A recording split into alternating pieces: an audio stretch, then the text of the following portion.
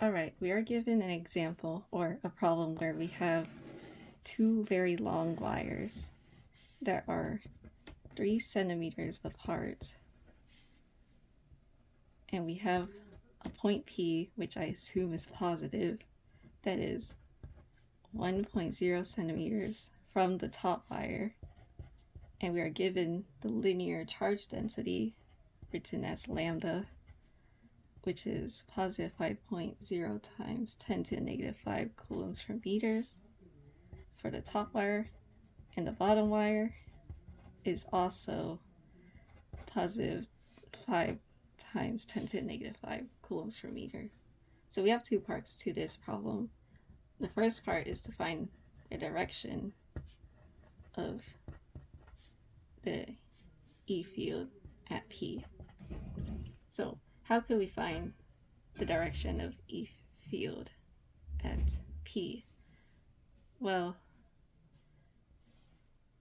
let's draw a free body diagram.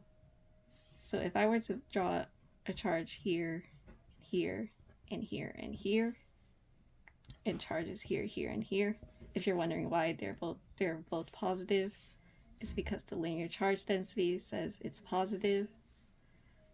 So from the top wire, because the distance is very small, we would have a long E field vector going like that.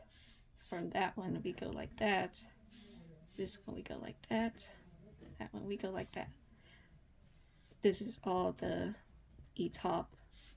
And then from the bottom, the distance is larger, so we would have a smaller vector arrow. Go like that, that, that, and that.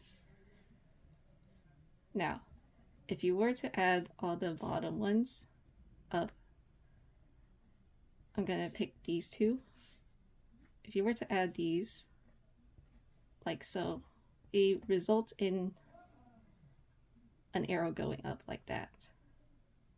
And this will be true for these other two vector arrows. It's symmetric, so it would result in an arrow going up always, no matter where point P is, because the length of the wire is so long that we would just say that no matter what, if we were to add the vectors of the bottom wire, all of the E field vectors, it would result in an arrow going up. So that's E bottom. The same is true for the electric field of the top one. If you were to add all the electric field vectors of the top one, it would result in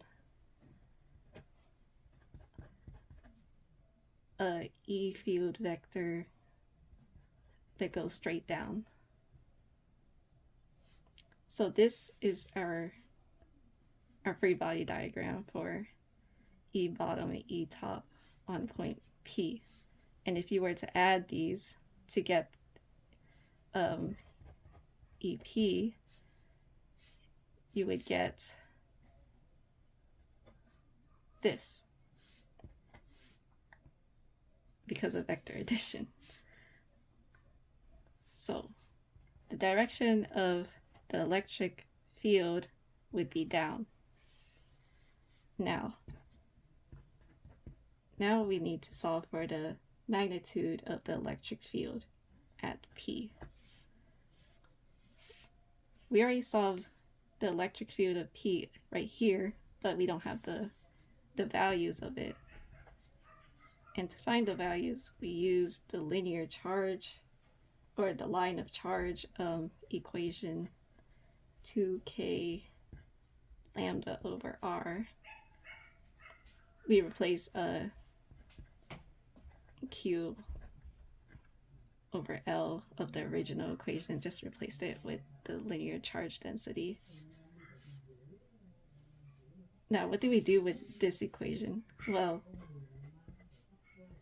from this free body diagram, we found that the electric field of P is equal to the electric field of the top plus the electric field of the bottom. And to find electric field at top and bottom, we use this equation here. So E top would be 2, 9 times 10 to the 9. That's K. Lambda, or linear charge density, 5 times 10 to the negative 5. All over R, which is 1.0 centimeters. It's the distance of the point P to the top wire. So that's 1.0 times 10 to the negative 2, because we want to convert it to meters to match units. And we get 9.0 times 10 to the 7 newtons per coulomb. That's E top.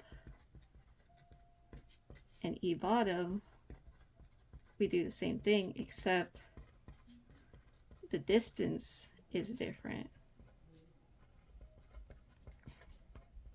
The distance is actually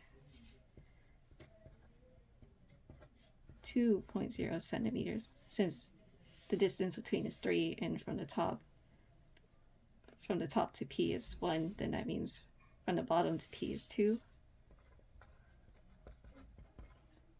And we get, well, that's just half of that, 4.5 times 10 to the 7 newtons per coulomb. Now you add the 2, except this time this is in vector form, so because E top is pointing down, it's negative.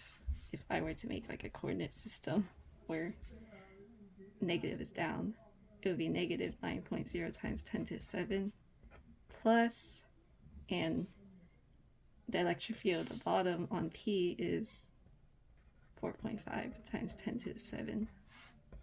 And that would equal 4.5 times 10 to the 7 newtons per coulomb.